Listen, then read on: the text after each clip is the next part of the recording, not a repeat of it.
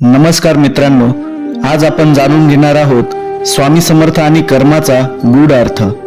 स्वामी समर्थ नेहमी म्हणायचे, कर्म करा, फळाची चिंता करू नका, कारण प्रत्येकाचं आयुष्य त्याच्या कर्मावरच चालतं। एका भक्ताने स्वामींना विचारलं, स्वामी, मी चांगलं काम करतो तरी माझ्यावर संकट का येतात?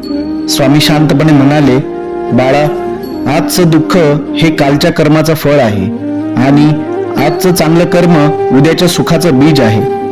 त्या एका वाक्याने भक्ताचं आयुष्य बदललं। त्याला समजलं, देवावर दोष देण्यापेक्षा कर्मावर श्रद्धा ठेवायची। स्वामी समर्थ म्हणतात, कर्म केल्याशिवाय फळ मिळत नाही। जसं बीज टाकल्याशिवाय झाड उगवत नाही, तसं चांगलं कर्म केल्याशिवाय चांगलं आयुष्य मिळत नाही। प्रार्थना फक्त शब्दांनी नाही तर ती कृतीने होते। जसा दिवा पेटवायचा असेल तर तेल लागतं, तसा कृपेचा दिवा पेटवायचा असेल तर चांगल्या कर्माचं तेल हवं। स्वामींचा संदेश एकदम साधा आहे, कर्म करा पण अपेक्षा ठेवू नका। अपेक्षेतून दुःख निर्माण होतं आणि निस्वार्थ कर्मातून शांती मिळते।